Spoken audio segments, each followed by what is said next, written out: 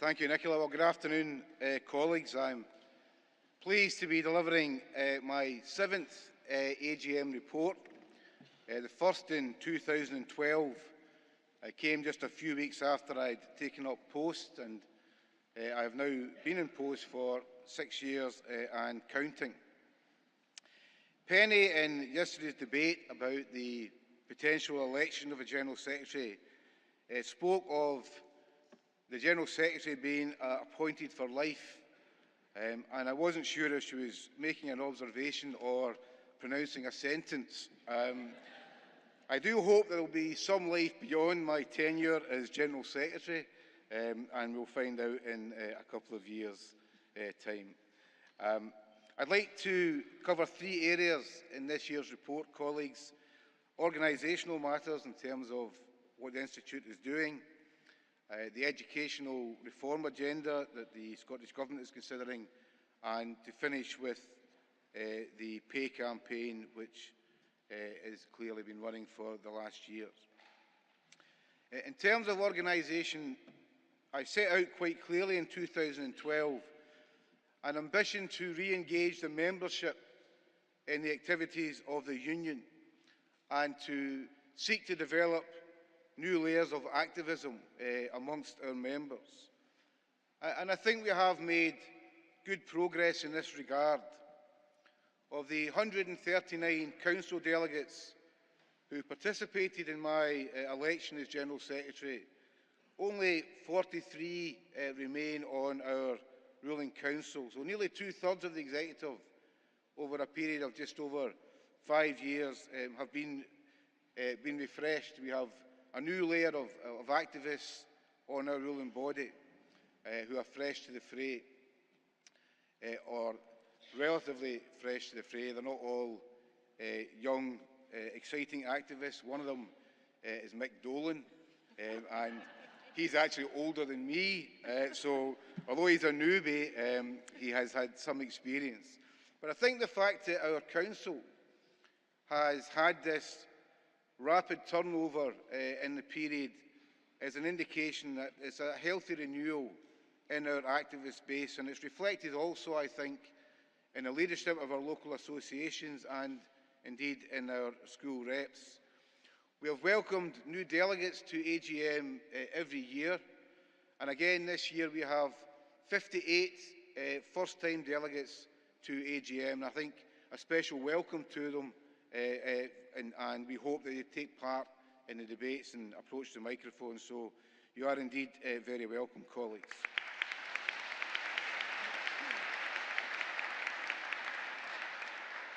I should point out we have a fringe meeting with myself for new delegates.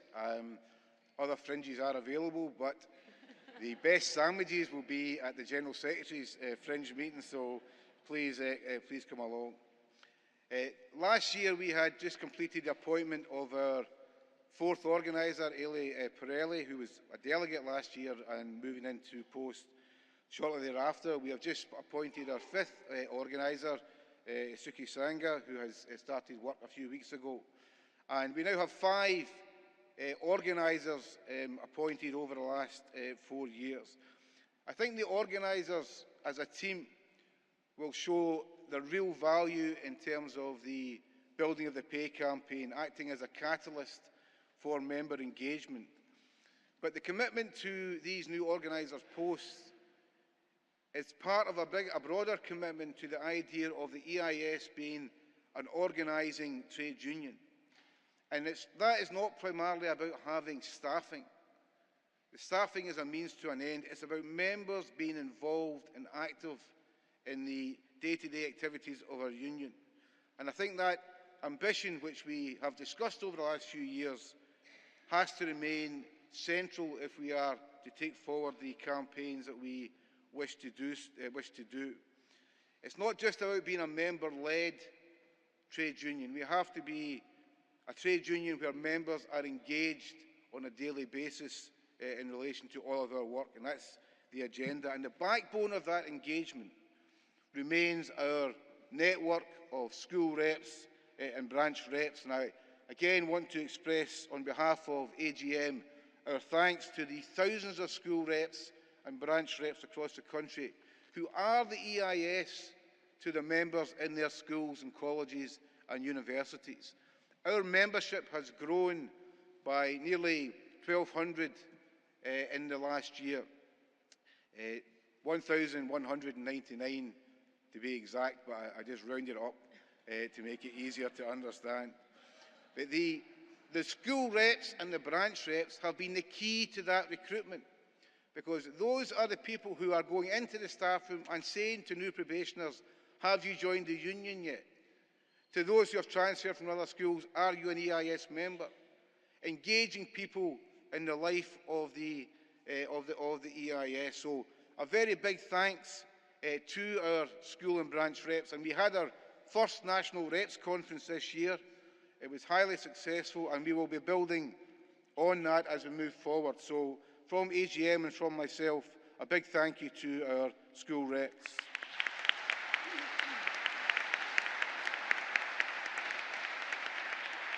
So organisationally, colleagues, I think we are in rude health. But before moving on to look at some of the educational challenges, I do want to put on record our thanks to the Institute's accountant, Colin Mackenzie. Colin has intimated that he intends to retire early in 2019, so this will actually be his last AGM. Colin's stewardship of the Institute's finances over the 22 years that he has worked for us has been exemplary, and I wish him well, and I'm sure AGM would wish him well when he goes in February.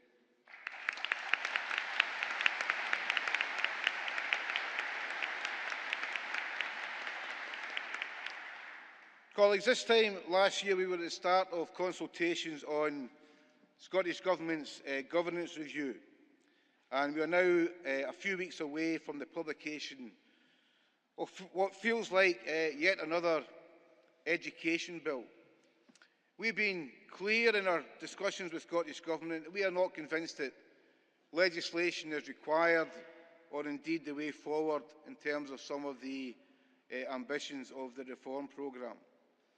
The Government's own International Council of Education Advisers have constantly said that what Scottish education requires to do is engage in cultural rather than structural change.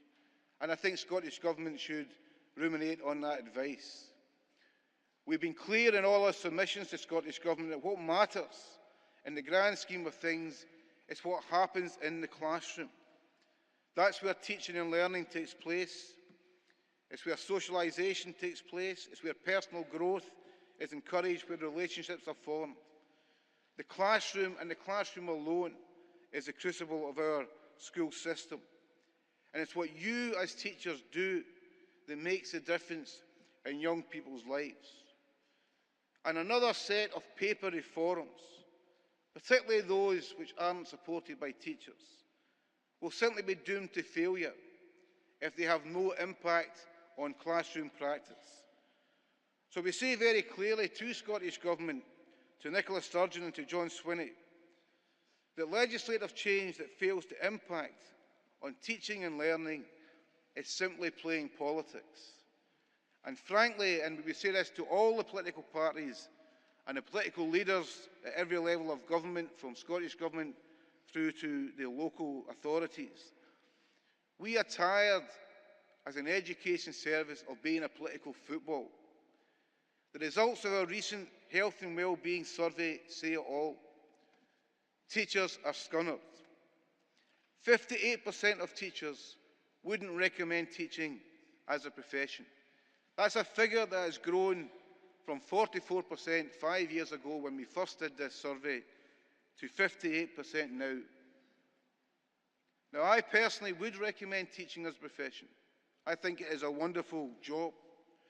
My daughter starts her probation year in an Edinburgh school next year. Maths, for some reason. My son is off to Glasgow University to study to be a primary teacher next year. So I'm personally making a contribution to solving the recruitment crisis in Scottish education. But I understand why 58% of teachers would not recommend teaching as a profession. You simply have to look at one other stat from the survey. 85% of teachers indicating that workload has increased over the last year, despite the promises made to address our concerns. John Swinney was in this hall 2 years ago as a newly appointed Cabinet Secretary for Education, and he made a commitment to tackle workload concerns of teachers. And I'm sure he's absolutely, genuinely committed to trying to do that. But we need more than rhetoric. We need to actually see change happening in the schools. And making promises don't cut it.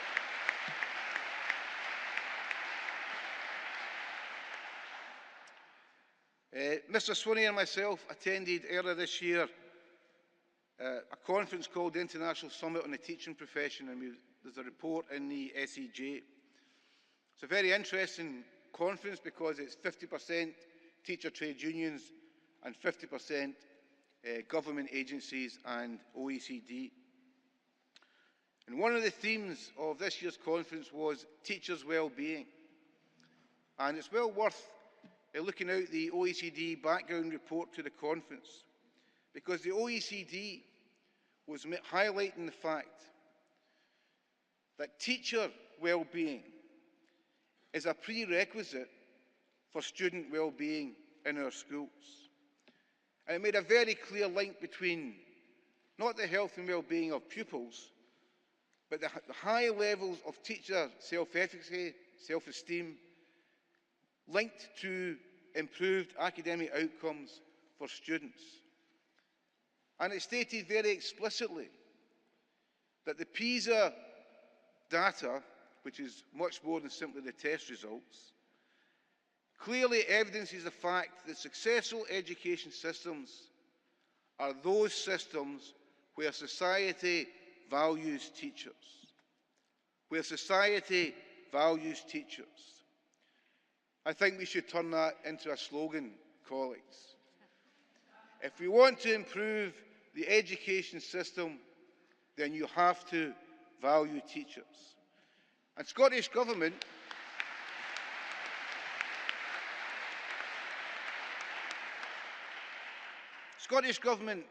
took Scotland out of an international survey called the TALIS survey, which is quite unique because it's a survey of teachers across the OECD about teachers' well-being.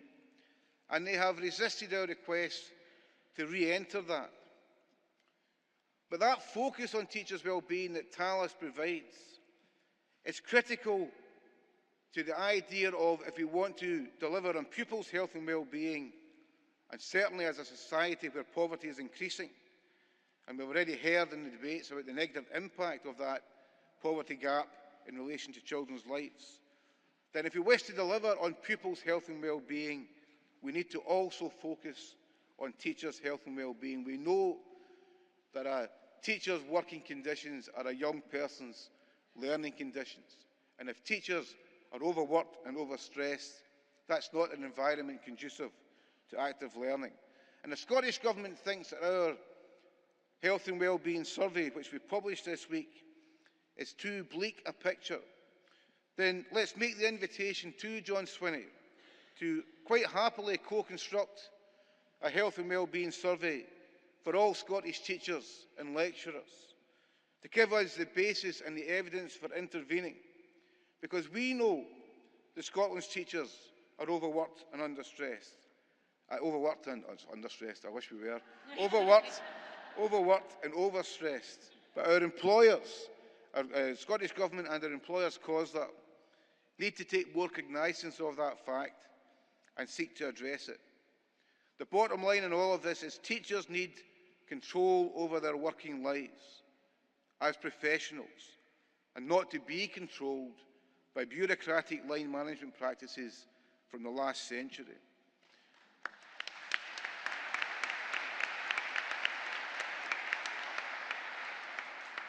Wasn't it hugely ironic, colleagues, that a consultation subtitled Empowering Teachers had sections in it about a head teacher's charter, had a whole section on pupil voice, talked about how to engage parents in the life of a school, talked about new regional improvement collaboratives. Yet not a word, not a single word, let alone a paragraph or a chapter, about teacher agency, about collegiate practice, about democratic schools. And to top it off, it proposed to empower teachers by removing the right of teachers to elect a teacher majority onto the ruling council of its own professional standards body, the GTC.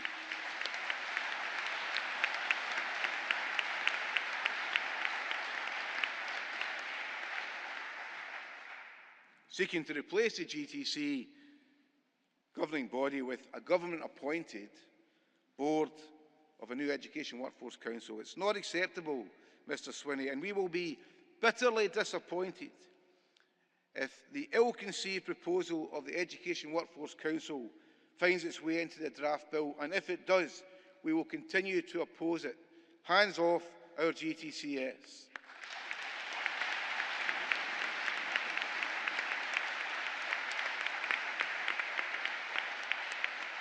There has been a lot of discussion and negotiation, colleagues, between various parties around what may or may not be in the bill. And we understand that some level of accord has been reached between Scottish Government and COSLA on some of the more contentious issues.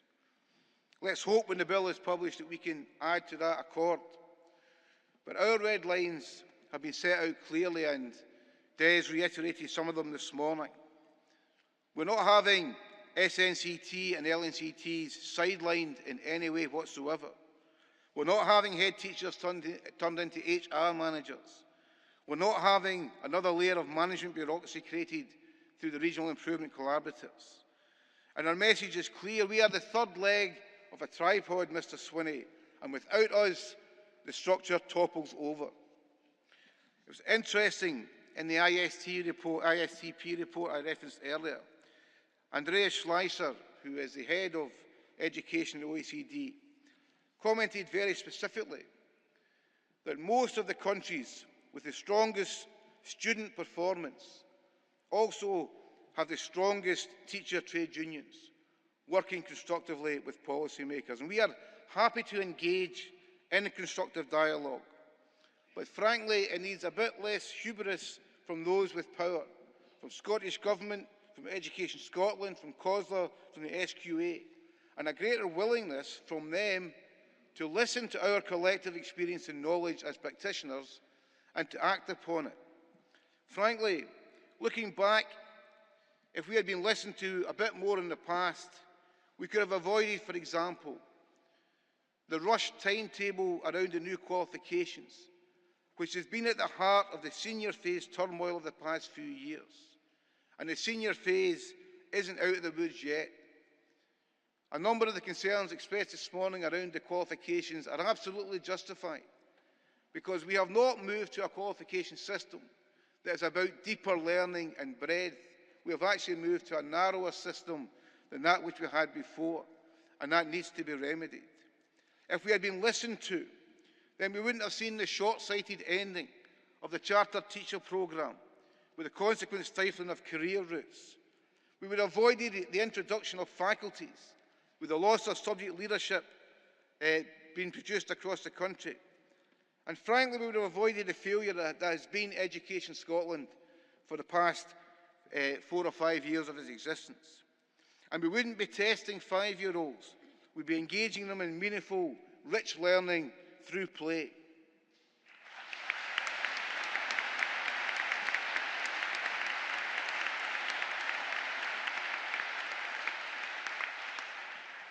Gail Gorman, who is the new Chief Executive of Education Scotland, spoke at our recent education conference.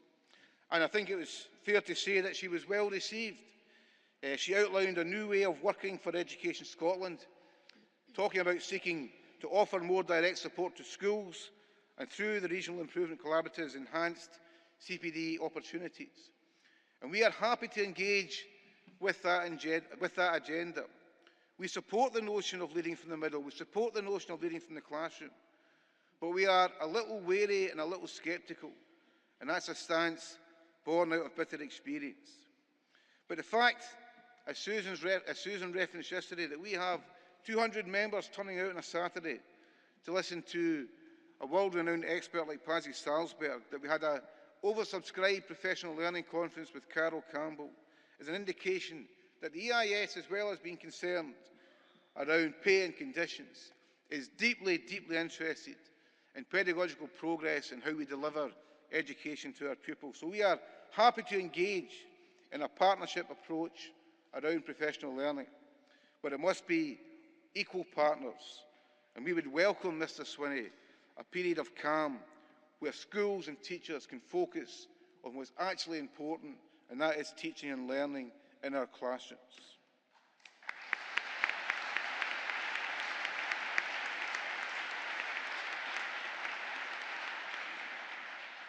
Colleagues, I'd like to move to the final section of the report, which is in relation to the pay campaign.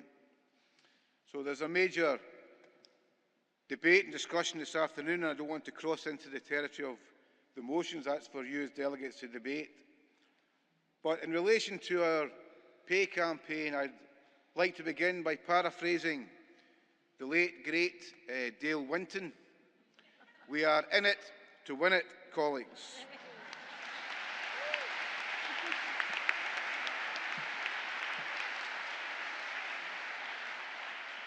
Our campaign was determined here at AGM last year, and it built on the experience of our Fuller dispute and indeed our Western Bartonshire dispute.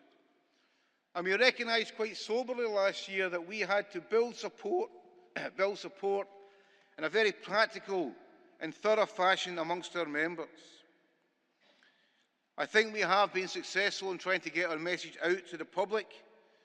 The recent billboard campaign was highly visible. We even took out an advert in the SNP conference programme.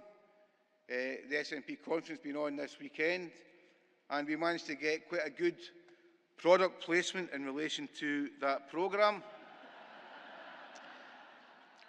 So I think somebody may be getting called into the office on Monday. But we have developed a profile around the campaign, and more particularly, because we still have some way to go in terms of the public campaign, we have, I think, managed to get our members engaged in this campaign. So our members know that 10% is the claim. They know that that is our ambition. If you ask them what our last pay campaign was about, they struggle to tell you. Narrative campaigns don't grab your attention the way that 10% does.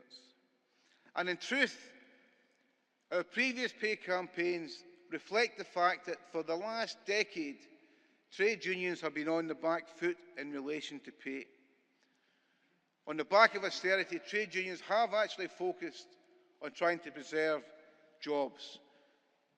And in 2011, we secured an agreement on teacher numbers, which has actually been quite critical to safeguarding the jobs of our members.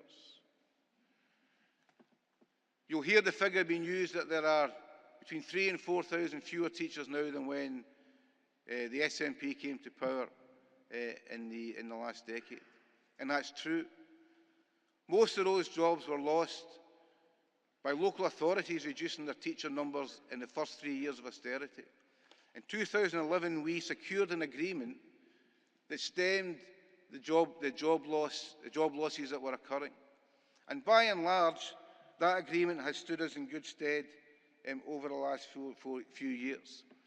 Scottish Government had to actually strong-arm COSLA into accepting the figures that had been agreed at a national level. And to give him his due, John Swinney, when he was Finance Minister, effectively ring-fenced the money for teacher numbers. So that has been important in safeguarding those jobs, that we are now on the offensive in relation to pay. And whilst we appreciate that teacher numbers have been protected to some extent, that isn't an excuse for misrepresenting what's actually happening now. Some of you may well have received one of the standard replies from SNP MSPs around how teacher numbers have risen over the last year because of Scottish Government policy. Well, it is true. There are more teachers this year than there were last year, an overall increase of around 600. But 800 of the teachers recorded in the census are in PEF-related posts. And PEF money was supposed to be about additionality, something extra, not something substituting for what is required already. If you take the 800 PEF posts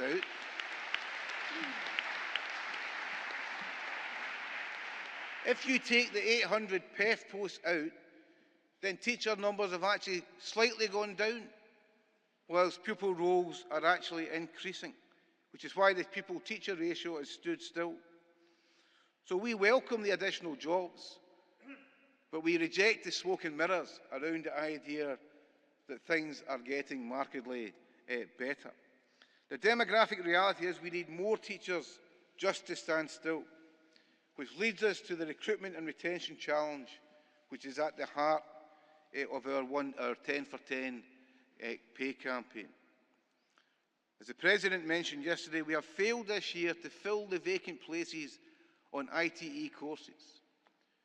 And the number of places available is designed to match the vacancies that Scottish Government knows is coming up. So if you fail to fill the places, then you can expect the crisis to exacerbate in the forthcoming year.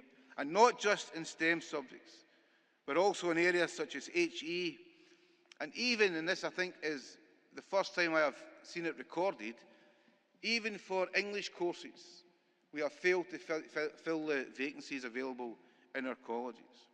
English courses.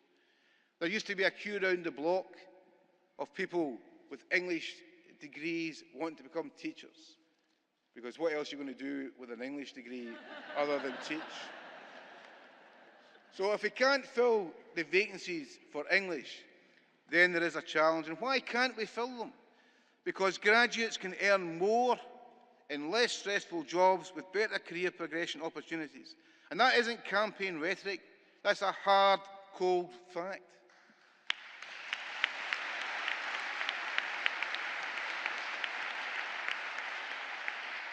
And at the other end of the challenge, in terms of recruitment, we have the issue of retention. We have seen a record spike this year in the teachers in the 44 to 55 age bracket exiting the profession. Why? Well, it's no coincidence that this is the first group of teachers who are out with the pension transition protections and who have been conscripted from NPA 60 to NPA 67-68. And they're looking at the prospect and they are saying no, and they are leaving.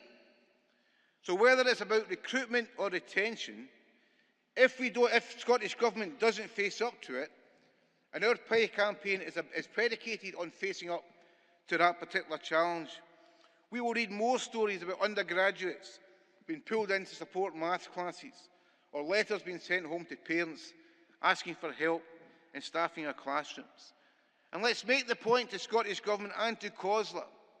If you think 10% is unaffordable, consider the alternative. The Labour Party in England last year stood on a manifesto platform of a qualified teacher in every classroom. Isn't it shocking that in the 21st century, that's a policy ambition rather than a reality in schools in England?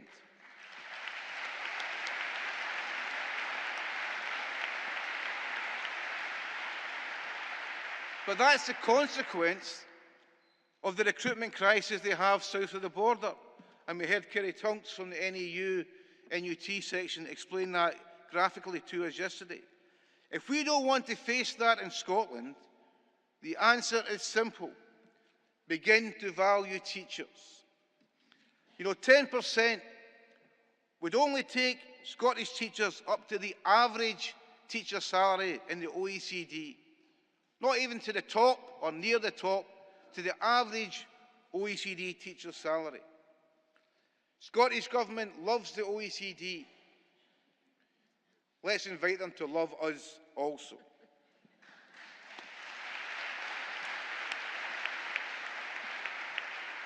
10%, colleagues, would take teachers up to the average graduate earnings after 5 years.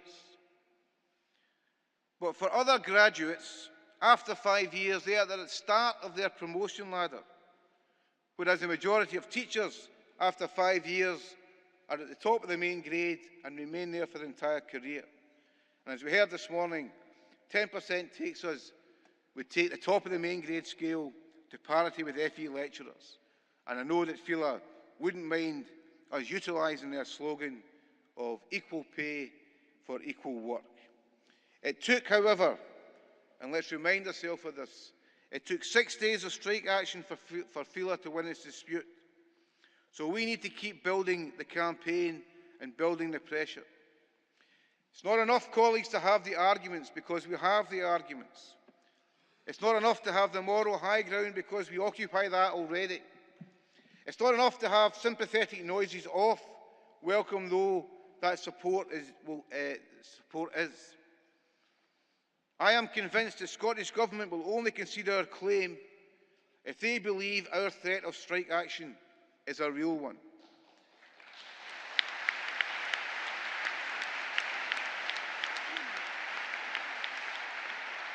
That means, colleagues, persuading members, one by one if necessary, to be willing to put an X in the yes box when the question is asked. And we will ask the question. In my speech back in 2012, I spoke about the EIS as being a trade union which was resolute, a union with a history of using its industrial muscle when required. We need to draw on that history now, colleagues, because this is our best chance in a decade to demonstrate the power of the EIS as a trade union, a collective voice for the profession and of the profession. And if we fail to take this opportunity, we will regret it for years to come. Teachers, I believe, are looking for a landmark settlement from this campaign, and we expect Scottish Government to meet our demands. Teachers have delivered for Scottish students over and over again, despite the constant change, despite the ever-increasing workload, despite the impact of austerity on reducing teaching resources and undermining services such as instrumental music tuition. Teachers have delivered over and over again. It is time for Scottish Government to do the same, colleagues.